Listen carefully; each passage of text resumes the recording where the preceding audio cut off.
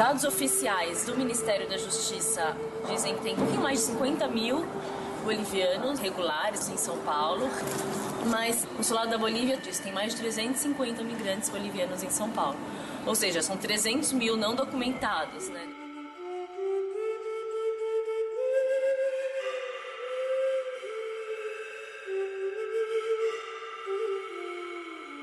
Quando a gente fala da comunidade boliviana aqui em São Paulo, acho que uma das coisas fundamentais para se pensar, né, é justamente o corte geracional. Desde a década de 50 do século XX, né, quando os primeiros começaram a chegar, seja para estudar, seja para trabalhar, né, naquela época. São profissionais liberais, né, advogados, médicos, dentistas, contadores. E eles vinham para cá e exerciam essas profissões que eles tinham lá. Né? Muitos deles vieram para cá no começo por questões políticas. Era um outro perfil de migração. Dentro do contexto do Mercosul, essa circulação de imigrantes tornou-se mais fácil, né? Anteriormente era mais difícil, porque para entrar no Brasil era necessário o visto, era o passaporte, etc. Com os acordos realizados no âmbito do Mercosul, essa circulação tornou-se mais fácil. E o Brasil, como um mercado mais amplo, um mercado de trabalho, né, que tem crescido ultimamente nos últimos anos, ele passa a ser, então, essa possibilidade, né, esse lugar das oportunidades para os imigrantes. Então, por que os bolivianos vêm a São Paulo? Essa é uma questão bastante complexa e ampla que precisamos abordá-la a partir de várias perspectivas. A situação hoje na Bolívia, né, não é muito boa, é uma situação extremamente ruim. E aí o que acontece? A Bolívia ela tem sérios problemas de saúde, habitação e emprego. Na verdade não tem emprego, por quê? Porque não tem empresa, não tem investimento, não tem indústria. Eles veem que não vai melhorar. Né? O próprio boliviano fala assim, ainda vai demorar muito para melhorar. Bolívia não é ruim, Bolívia. Não é ruim. Ela é como se fosse uma cidade do interior. Lá, entendeu? Você vai tudo sossegado, tranquilo. Só que, por exemplo, se você tem alguma ambição, eu quero comprar um carro, aí você pode comprar um carro, mas você vai demorar muito mais.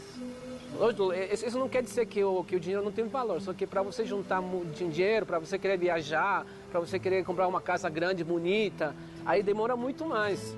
Podemos inserir essa questão dos bolivianos especificamente dentro das chamadas migrações laborais, ou seja, aquelas que vêm em busca de emprego, de trabalho, né? Já que na Bolívia essa possibilidade é bem menor. São basicamente migrantes econômicos, né? Pessoas que querem mudar de vida, querem ter mais oportunidades financeiras, profissionais, enfim, de crescimento pessoal. Na verdade, assim, a minha migração foi bem retrato da maioria das migrações. No sentido de que eu vim de uma família que, né, não estava conseguindo se sustentar lá, né, que tinha problemas econômicos, meus pais não tinham qualificação, né, então foi uma migração por fatores econômicos mesmo. Meu pai contou pra mim que primeiro veio ele, depois veio a minha mãe. Ele veio aqui tentar arrumar emprego e tal. Grande parte deles se insere dentro do chamado mercado de trabalho, né, das confecções.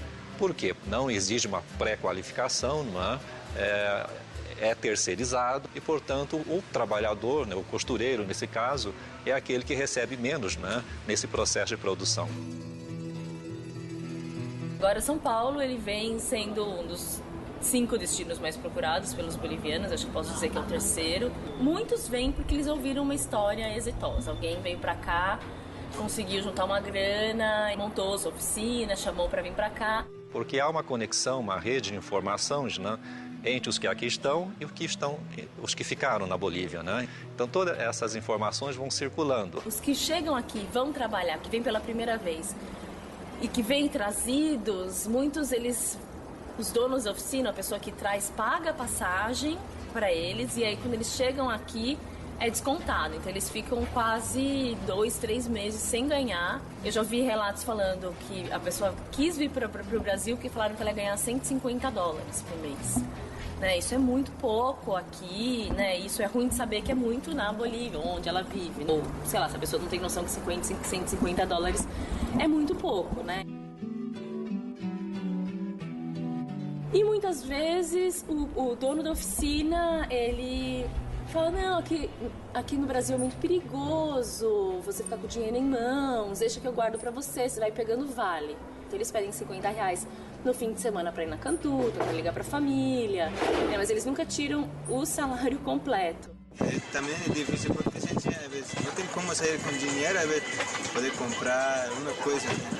A gente tem que sair com 10 e 20 reais, porque aqui do lado não tem bastante. É dessa associação que surge essa discussão sobre trabalho em condições análogas à escravidão e tudo mais. Você trabalhar mais de 12 horas por dia, né, numa máquina de costura, num ambiente fechado, saindo em finais de semana, a gente se pergunta também, por que as pessoas se prestam a isso, né? É necessário trabalhar. Até hoje é assim. A gente confunde isso. E como elas trabalham por peça, então elas vão fazer o quanto der para poder ganhar mais dinheiro. Eles nunca acham que é trabalho escravo, que eles foram vítimas de tráfico de pessoas. Eu fico revoltado com isso. Eu já disse que é trabalho escravo, não é bom. A gente é obrigado a trabalhar. Você ganha pouco. Para você ganhar R$300, você tem que trabalhar muito. Para você ganhar por dia, vamos dizer, 50 pesos você tem que fazer. O tempo não dá para você fazer 8 horas.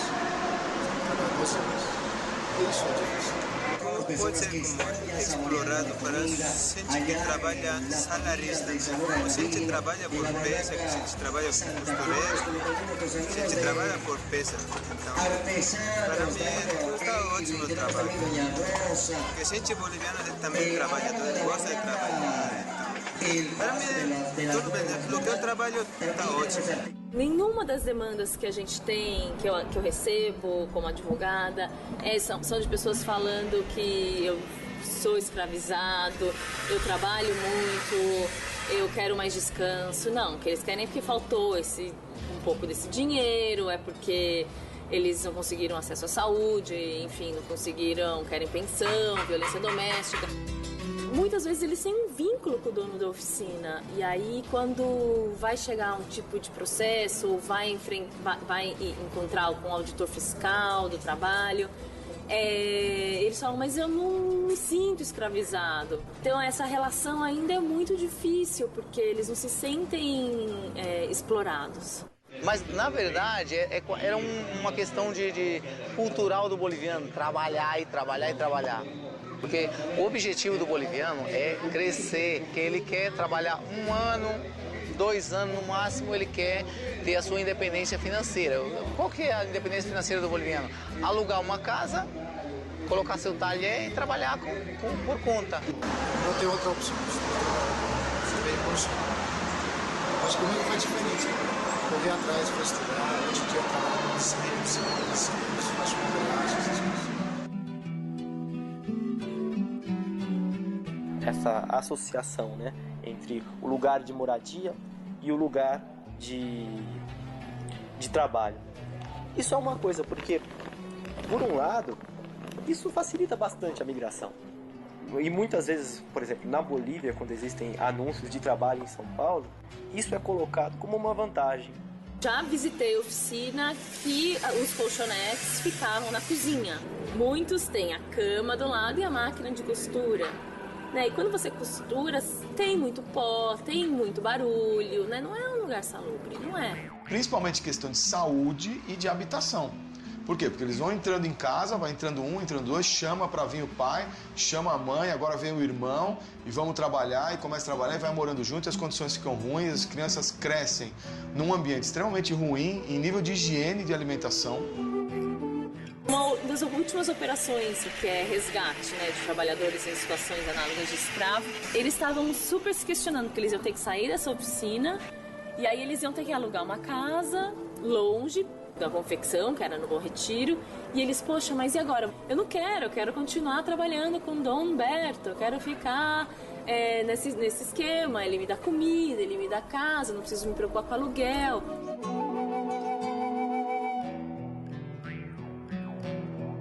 Na segunda-feira eles recebem um pedido, né, e eles trabalham mais ou menos até o sábado, até o meio-dia. E aí os momentos de lazer, ou que eles saem pra rua, eles vão nesses lugares onde vão os bolivianos, que é a Coimbra. Algumas vezes tem um campeonato de futebol. Então, na verdade, o esporte, especificamente o futsal, né, é a modalidade mais praticada por eles aqui no Brasil, até pela facilidade de contato, pela possibilidade de prática em qualquer espaço, né?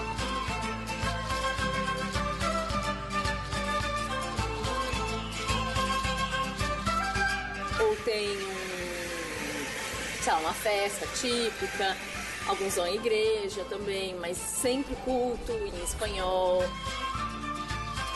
É bem interessante a história da Praça Cantuta, que era um lugar de São Paulo, né, no Canindé, que funcionava muito como um depósito de lixo. As pessoas iam lá, né, era uma praça, mas que não era usada, não era apropriada pela cidade. Viemos aqui, visitamos e começou um trabalho aqui, né? Bastante acirrado, porque as calçadas e a praça em si, aqui faziam reciclagem de lixo, né? Tinha uma quadra aqui que funcionava basicamente os fins de semana, mas na semana era tudo catador de lixo. Essa praça ela não tinha nome, na verdade quando a gente veio pra cá, era uma praça sem dono.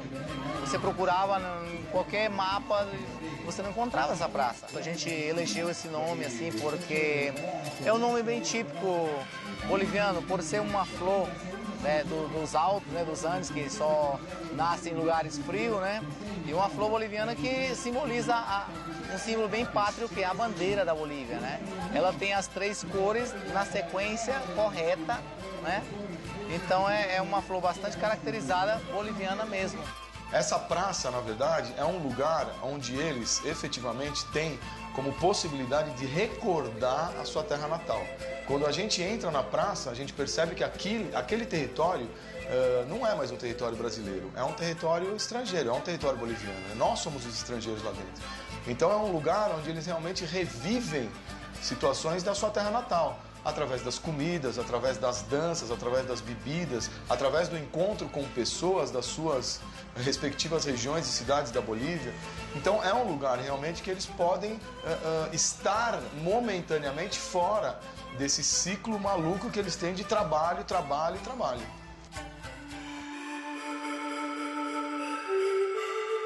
Não parece que a Bolívia é um país da costura.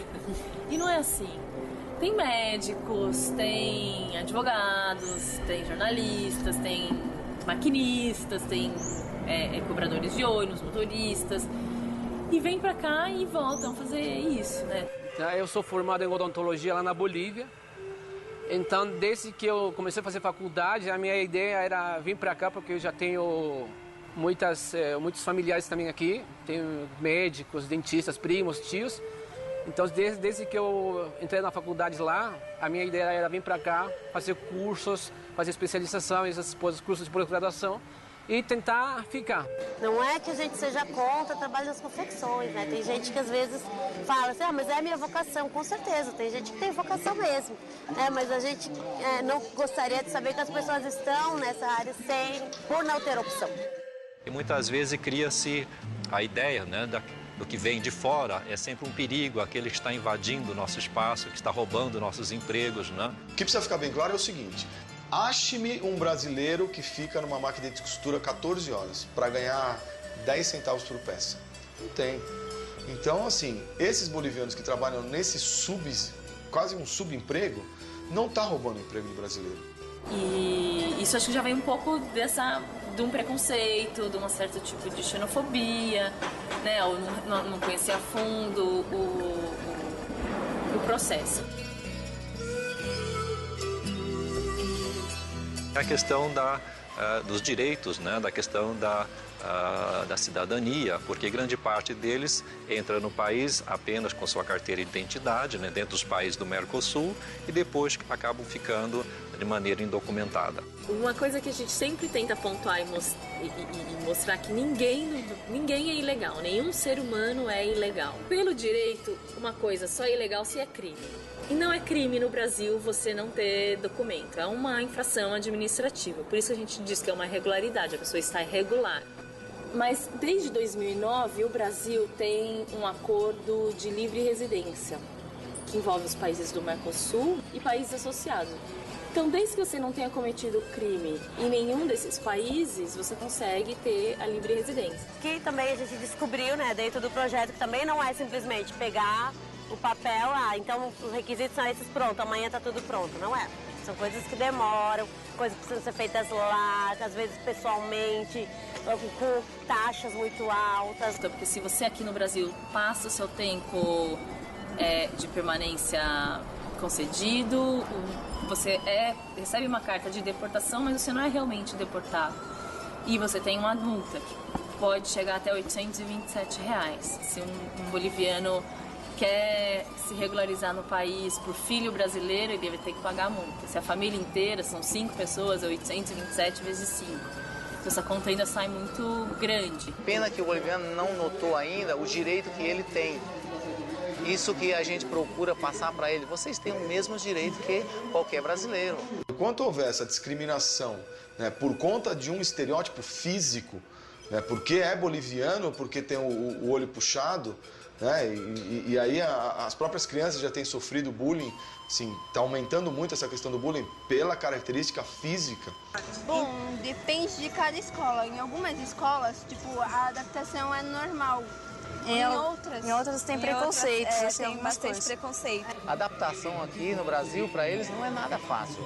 Você se adaptar a normas que impõem o nosso país, que são normas legais para nós, uma norma fácil da gente obedecer, talvez fazer, para eles é muito difícil. Ele tem medo de denunciar, né? Então isso é difícil, porque eles sofrem com isso. Eles têm problema tem aqui problema de latino, toda parte daqui de São Paulo. Porque mais como gente boliviana tem aqui, com dinheiro, então nas redondezas da praça ficam lá. A apropriação da cidade, a relação que eles têm ainda com São Paulo, ainda é muito pouca. Nessa hora de buscar um documento lá na Avenida Paulista, no consulado, ou buscar antecedentes criminais brasileiros no Fórum da Barra Funda ou no João Mendes, é aí que eles vão conhecendo a cidade. Mas eu diria que isso é apenas o estranhamento, o choque do momento da chegada, né? Depois, a partir das redes sociais na qual ele se insere, ou que ele mesmo cria, né? Esse estranhamento, né? Esses conflitos tendem a diminuir. Então, a estabilidade dele aqui, nesses últimos anos, foi bastante notável. Eles moravam muito na região do Pari, do Bom Retiro, Brás. Juntando um dinheirinho, eles foram alugar a sua própria oficina e já não dava conta de alugar aqui no centro, porque cada vez mais os preços sobem. Então a gente vê essa expansão dos migrantes bolivianos por São Paulo. Eles estão cada vez mais indo para as periferias. As segundas gerações, né, as crianças que vieram, os filhos dessas pessoas que estão aqui, estão mais integradas, mas não totalmente, né?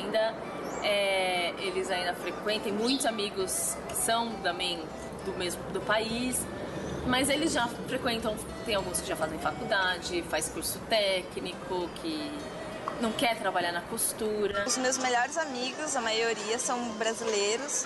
Também tem os meus amigos bolivianos, meus amigos de grupo, tudo. Mas eu não tenho preconceito nenhum.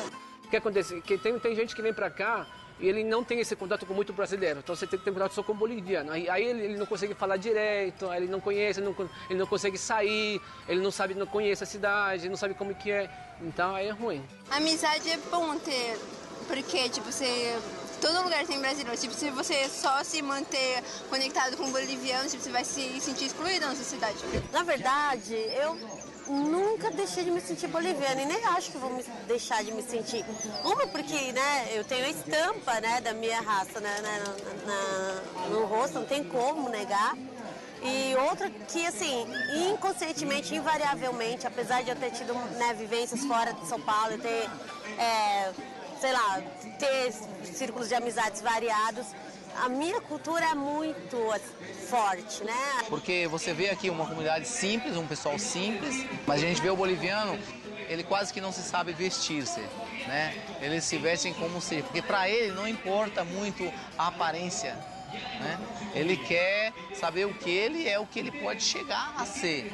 O que eu vejo no boliviano, ele se preocupa muito com os filhos, na questão da educação. O colégio boliviano é melhor, porque é mais disciplinado e o ensino é mais eu posso dizer, mais avançado. E os alunos têm mais respeito com os professores. Aqui não, tipo, há desacato toda hora, o professor tem que ficar gritando na sala de aula. Lá não, eles têm mais respeito.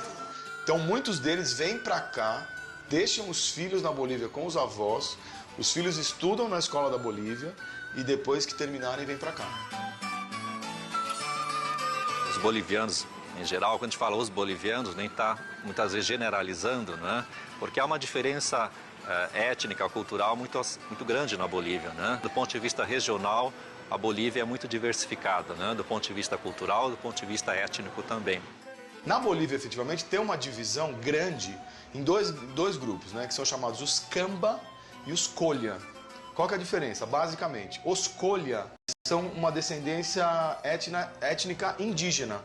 Já os Camba são o que eles falam da Bolívia espanhola, que são os descendentes dos espanhóis. Então, há essa divisão dentro da própria Bolívia. Essa relação de divisão, ela ocorre em vários níveis, não só no nível econômico.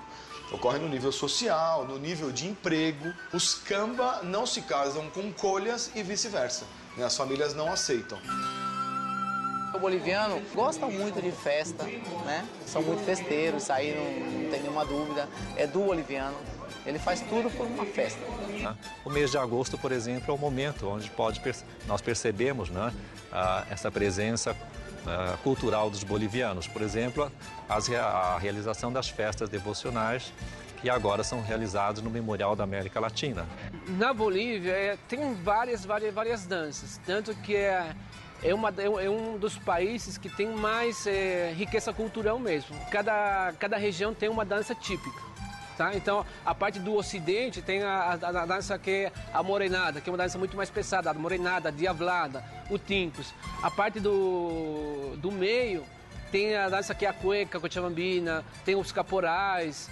Aí tem a parte do oriente, que é outro tipo de dança, que é o taquirari. O que mais chama atenção, o que é mais divulgado mesmo, hoje em dia, é a morenada, o tincos, o caporal e a diablada. Na verdade, a dança boliviana é gozada, mas ela é caracterizada pela separação, né? Você tem grupos de mulheres e grupos de homens. Aquela comida que tem lá é a comida típica deles mesmo. Então, muita fritura, muito óleo mesmo, muita batata, né? Na verdade, assim, comidas baratas, né? Então, eles comem muito grão, comem muito carne de porco, né?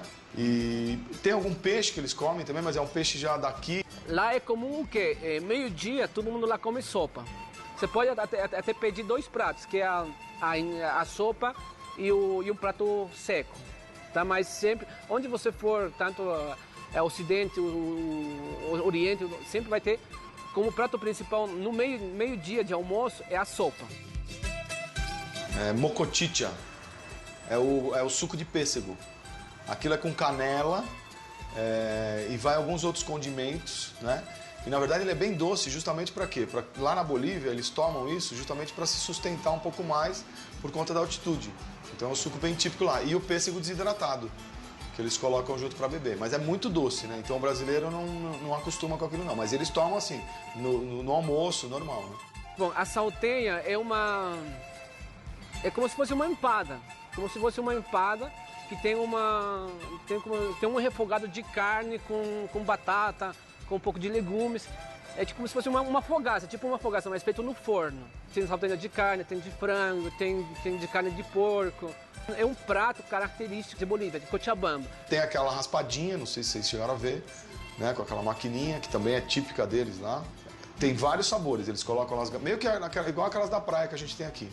Tem as garrafas com os vários sabores, eles fazem uma misturada, ou você escolhe um ou 2 sabores e toma lá.